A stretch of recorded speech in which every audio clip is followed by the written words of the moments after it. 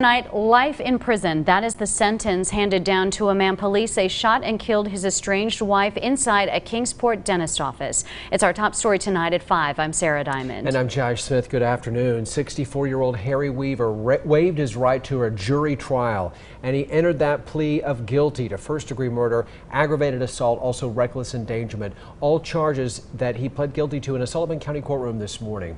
Investigators said Weaver entered this dentist office of Dr. David February 13th and shot his wife, 52-year-old Kelly Weaver. Weaver was an employee in that office. She died as a result of her injuries. News Channel 11's KAYLYN KLUCK was inside the courtroom this morning when Weaver entered that guilty plea. She is live from our Kingsport newsroom with more. KAYLYN.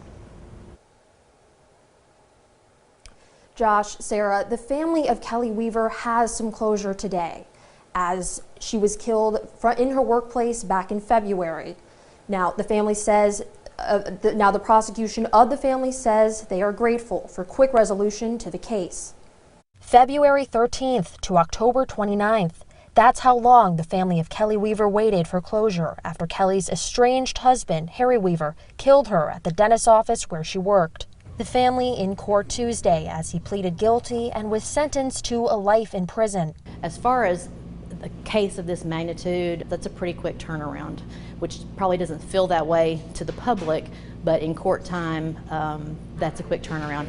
Weaver pleaded guilty to killing his wife and endangering the lives of surviving victims at Dr. David Guy Dentistry.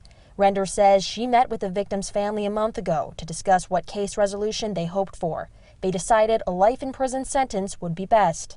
Also, given the defendant's age, he would not come up for parole until 51 years from now. That would make him 115 years old, so we felt comfortable with this plea. Sullivan County Sheriff Jeff Cassidy says he's also grateful for the quick sentencing. Keeping a dangerous felon off the streets and avoiding a lengthy trial for victims that were already victimized that evening, but would be re-victimized being on a lengthy trial. The judge ordered Weaver to not contact Kelly's family or any of the other victims from that day. It's a fitting day, I think, for that plea to happen, as it's one of the last days of October, October being Domestic Violence Awareness Month. Hopefully this case will prove to be a deterrence for future offenders and to bring some solace and some resolution and peace to the family. And Harry Weaver's attorney had one request in court today, that Weaver be transferred to the Tennessee Department of Corrections as quickly as possible. In Kingsport, KAYLYN KLUCK, News Channel 11.